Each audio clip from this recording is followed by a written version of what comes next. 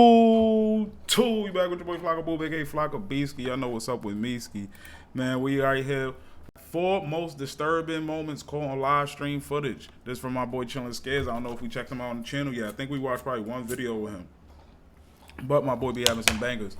I dropped a video a couple days ago. Flocky is still here. Go check it out. Did my boy school one-on-one basketball. If y'all into that, go check it out. Announcement? No, I really don't got nothing else to say. If y'all new here, go ahead and hit that sub button. If you want to be a part of the flock, if you want to join the flock, remember all you have to do is hit the sub button, hit them notification bells, hit that bell right next to the notification button. Next to the sub button to be notified whenever I drop a video.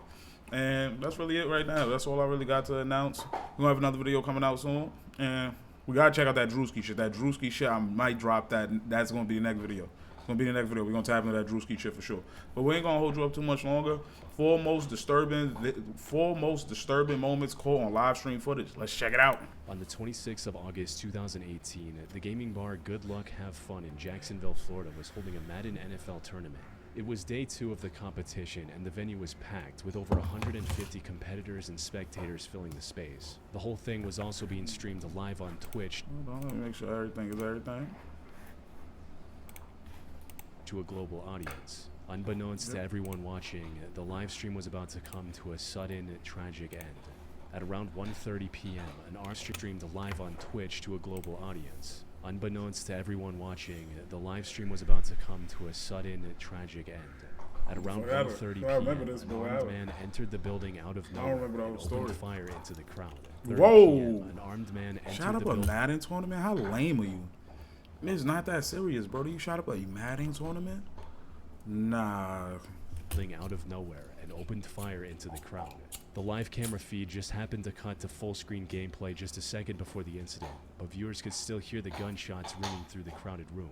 Inside the bar, everything descended into chaos within seconds. Some players dropped their controllers and tried to find cover under the small tables, while others tried to make their way to the exits. Unfortunately, it was a small venue with equipment and clutter everywhere, making it near impossible to get out quickly. Luckily, the firefighters union was training in the area when the attack happened, allowing them to reach the site in just 2 minutes after the first 911 call at 1:34 p.m. They provided critical first aid to the victims who managed to escape the building, but they couldn't go inside to look for more survivors. They were completely unarmed, and while the shooting had stopped by then, the suspect was likely still inside. Fuck was the police at? Y'all got a mass shooting going on at a Madden tournament, and the firefighters get there before y'all? How? Fortunately, the police arrived just a few minutes later. They began sweeping the building immediately to find and apprehend the attacker before he caused any more harm. By the time officers reached the tournament venue, however, he was no longer breathing. Wow.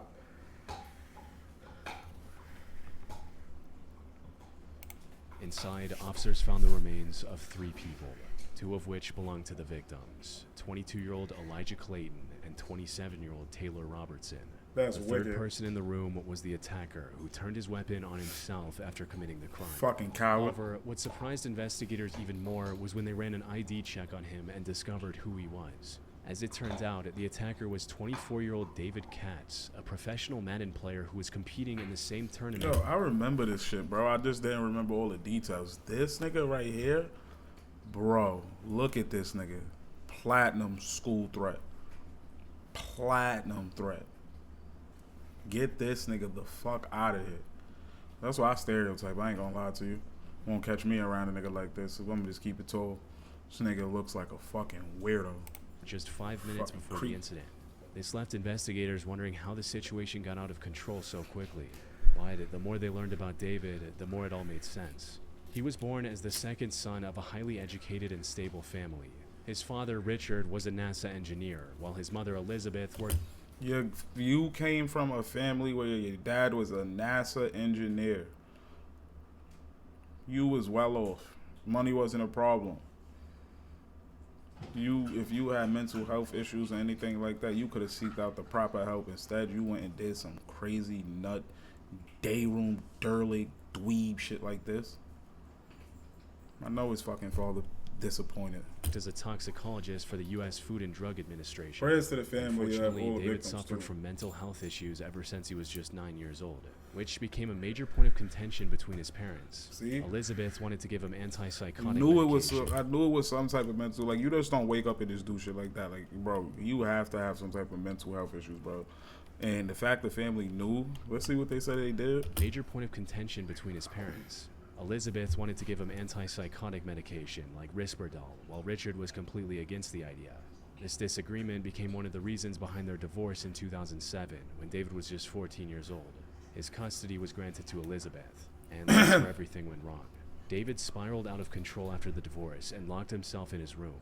He missed long stretches of school, and when he did attend, he stayed quiet and avoided interacting with his classmates. Instead, he spent most of his time playing competitive games like Madden in his room, which later paved the way for a professional career. However, his mental health also kept getting worse during this time. He was prescribed antidepressants by a psychiatrist. Look at this weirdo, also bro. kept getting worse. Look at him. Nah. So, like, it's just red flags all over the place. Just look at him. He look like baby Dahmer. During this time, he was prescribed antidepressants by a psychiatrist and was also sent to mental health facilities on 2 different occasions. And unfortunately, he didn't have the best time living with his mother either, with him even sending a handwritten letter to a judge to request a change of custody after his 16th birthday, stating, "Today is my birthday and I'm turning 16 years old. I live with my mom and have been wanting to live with my dad. My mom is pretty crazy. She's called the police on me about 20 times for pretty much nothing, like coming home a little late or something. She also gets drunk and starts yelling at me and poking me and doesn't leave me alone and always takes my stuff because she feels like it. She has twice sent me to mental hospitals and once to a wilderness therapy program for no significant reason. I also can never talk to her anymore because I hate her more than anything in the world." All of these problems left David with deep-seated mental health issues that persisted as he became an adult. He came across as extremely standoffish and rarely got along with other pros in the competitive Madden community. His relationship with Elijah was especially bad, with the two often clashing with each other at tournaments. Elijah also posted David's Madden strategy guide online for anyone to download for free, which only made David feel more resentful.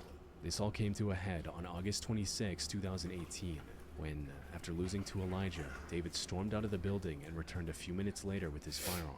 Whoa, so that's what happened. You lost to the dude Elijah. You lost to the black dude, and you went to your car and got Pollington? Nah, this is the definition of a real threat. Sore loser threat.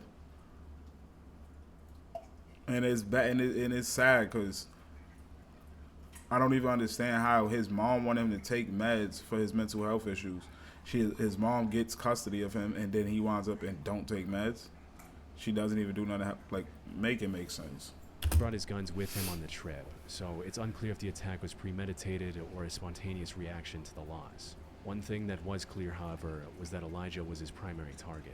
Viewers of the live stream even saw a laser hitting Elijah's chest moments before David opened fire. Besides Elijah and Taylor, David injured 10 other people during the attack. Fortunately, none of these other victims' injuries were fatal, and they all managed to survive without any lasting physical harm.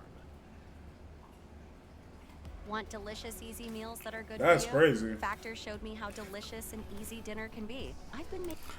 That's crazy because I'd dad be watching a The Madden Cadme tournament. National Park in Alaska is home to dozens of strategically placed cameras to observe the local brown bear population. Feed from these cameras is also live streamed on the internet, mainly for education and entertainment. Viewers tune in to watch bears compete for the best fishing spots and get ready for hibernation. But in September 2023, one of these live streams ended up serving a much greater purpose. On the 5th of September, the camera mounted on the peak of Dumpling Mountain showed a man emerging from the dense fog. He was likely a hiker who had climbed the mountain earlier that day, but had become lost and stranded due to extreme weather. And it wasn't looking good. He was soaked to the bone and was visibly shivering with each step. However, with the little strength he had left, he approached the camera and said something into its mic. It was extremely windy, making his words almost impossible to hear. Fortunately, the one word viewers were able to make out was the most important one.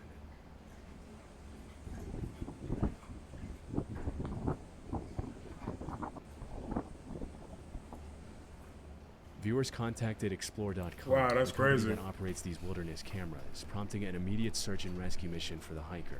But here's the thing, this whole incident was nothing short of a miracle. It was already incredibly lucky that the hiker spotted the camera in the dense fog. But not only was this camera... Facts, I was wondering that. How the fuck did he spot the camera? Like, where do they... I'm pretty sure it's like hidden type shit. Well, hidden for animals, of course. Like, I'm pretty sure if a human walked by it, they probably would see it. But who's looking out for cameras out there in the wilderness? And you lost in the middle of nowhere in dense forest. It's kind of crazy he's seen that shit. Lucky. live streaming the footage on the internet, it also had 19 live viewers. He could have easily missed the camera entirely, or the live stream could have had no viewers, since there wasn't that much happening on the mountain at the time. And if that were the case, the chances of him surviving would have been close to zero. First was the threat of hypothermia.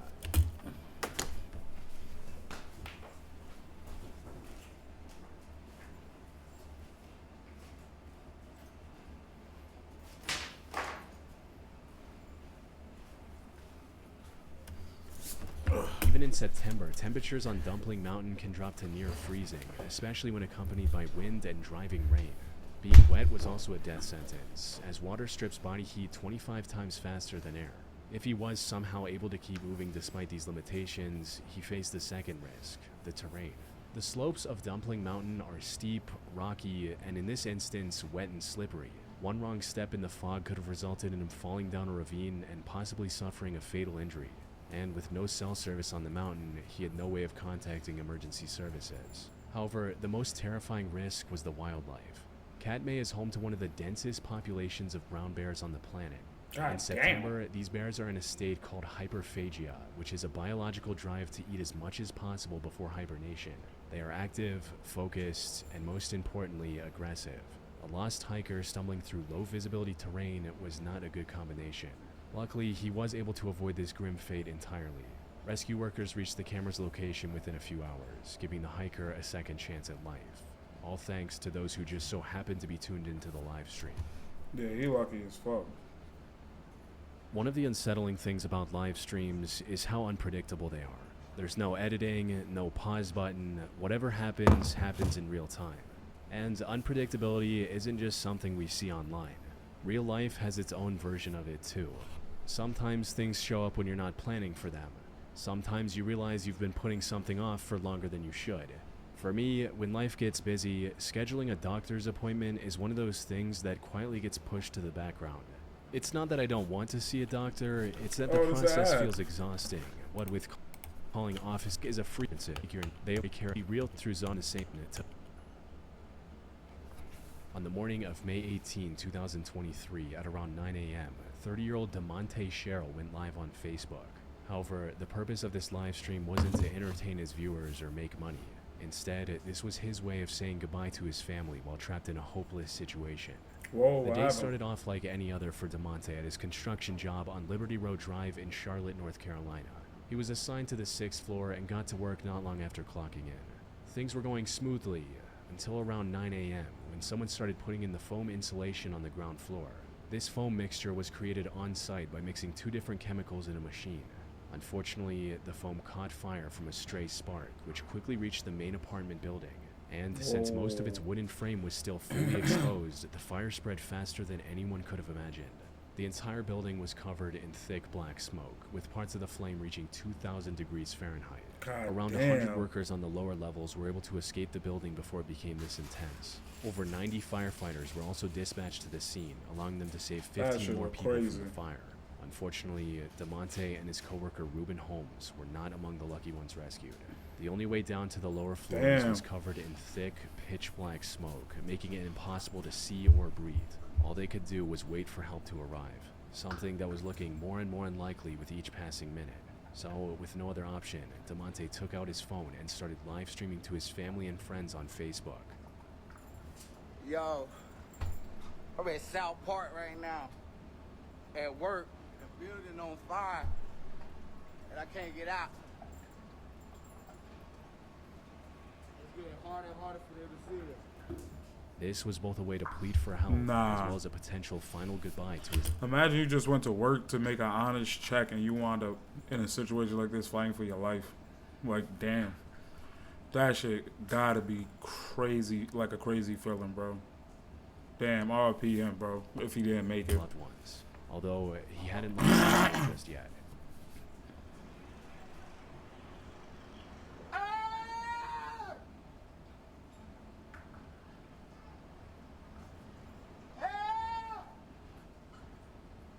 Somebody send help. We're in South Park.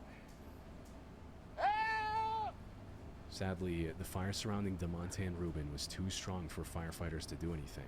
After burning for multiple hours, the building eventually collapsed under its own weight, resulting in both DeMonte and Rubin losing their lives. Wow. Later investigations found contractors and both of them. developers guilty of not following fire safety guidelines. However, they were let off the hook after paying only a few $1,000s in fines. A GoFundMe to help DeMonte's... What?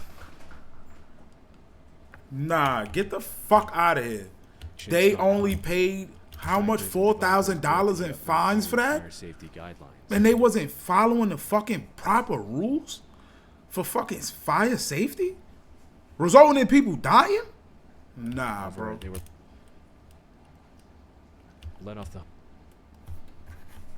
They agreed to pay the full penalty and the installation will pay a fine that was reduced from... Get the fuck out of here. So they... Bro. No type of money was paid out to the family. They wasn't held responsible for any... Nah, bro. I gotta hear what the fuck they said. Found contractors and developers guilty of not following fire safety guidelines. So they was guilty of not following safety guidelines. $1,000 in fines. A GoFundMe to help DeMonte's family also raised nearly $8,000. But no amount of fines or compensation could make up for the loss of a father of 4 and his co-worker Reuben. 8 bands. That's what his family got.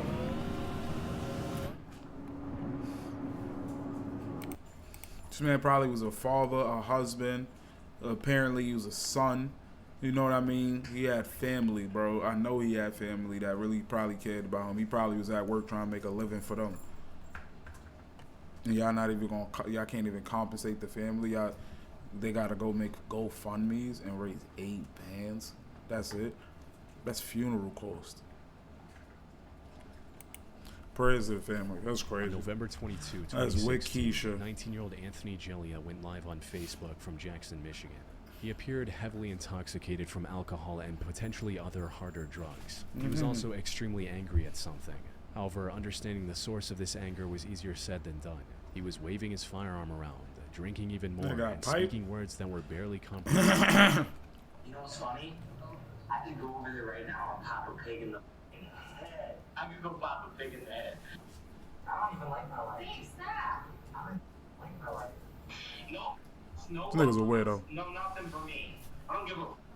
I got one in the chamber right now. My boy said he got one in the head. From what the viewers were able to gather, Anthony was mad at his younger brother, Noah. There was already a lot of tension between the two ever since Anthony's parents kicked him out of the house. But then, Noah apparently sent a threatening message to Anthony, which sent him off the rails completely and resulted in the Facebook live stream on November 22. That nigga on bad timing. You about to crash. But almost isn't enough, right?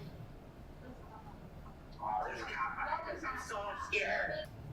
What's up? What's up, Ryan? Can someone talk to me? Alright, who wants some beef? Who wants some beef? Alright, if there's just one of you, then I'll fight you. But if there's more than one, I'll shoot. What's up? He's not playing. What the fuck? Crazy. Yo, that nigga said if it's one of you, I'll get it on with you. But if it's more than one of y'all, I'm blowing the scene down. Nah, he's on bad timing. Guaranteed crazy. Anthony spent much of the early stream making vague threats toward Noah and those closest to him. Now, this would normally be the end of it, but for Anthony, online threats were only the beginning, because he next went to the house where Noah was staying and actually opened fire, all while still broadcasting everything live on Facebook. Oh, Maybe he just wanted airbender? to scare his brother Noah. Unfortunately, this plan backfired horribly. You see, the bullet missed Noah completely and went through the basement door on the other side of the room. Behind that door was the other resident of the home, 26-year-old Brittany Southwell, who was Nah. holding her 7-month-old baby at the time. The bullet... What? No, don't say it. Don't say it. Don't say it. Don't say it. 26-year-old Brittany Southwell, who was holding her 7-month-old baby at the time. The bullet hit her in the back before doing irreparable damage to her internal organs. She was rushed to the hospital as quickly as possible, but tragically passed away soon after. This nigga's a fucking goofy. This nigga's a fucking goofy. That lady had a 7-month-old baby, bro. That lady didn't do shit to you. You just started. This is what happened. This is what happened to airbenders, bro. Niggas be airbending. You shooting at cribs. You shooting that shit that nobody, bro. You was an airbender, bro. You was just on live talking all that tough shit like you about to go blow Anthony down. You gonna go shoot at his crib, shoot at it, bro. You was a weirdo, bro. You was a weirdo, bro. And then you said if it was one of you would have got it on with him. So why you didn't just get it on with Anthony? Instead you go over there and blow his crib down. You just shot a lady with her kid in her arms. Her kid in her arms. She's holding her baby. Leaving her Oh, baby. Peter, man. Prayers to the family. Anthony was arrested and taken to the Fucking police station for lame-ass questioning. weirdo. However, even after taking the life of an Nigga's innocent soft. bystander, he didn't show an ounce of remorse. Who's crazy? Who's crazy? Who's crazy? Stop it. Who's crazy? You have to be. Go. Get out of here.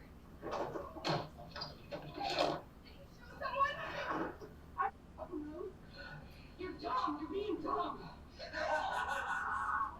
What's up? What's up? See me in the area Brotherhood prison. See me there. He went as far as to say Yeah. that he could have killed everyone in that house if he wanted to during it. No. I ain't gonna lie to you. Fuck this nigga. Weirdo ass nigga. This nigga's racist. Racist ass, bitch ass nigga. Nigga said send him to Aryan Brotherhood prison. Nigga, eat a dick, nigga. Interrogation, as if that somehow justified or excused what he did. Anthony stood trial for taking the life of Brittany in May 2018 and was given a life sentence without the possibility of parole. Stupid little dumb nigga. That's it for this one, man. If y'all fuck with this video, go ahead, drop a like. If y'all want to be a part of the flock, and if y'all new here, go ahead, hit that sub button, hit them notification bells right next to it. You'll be notified whenever I drop a video. And that's it for this one, man. Hope y'all enjoyed it. Long live 22, long live clarity.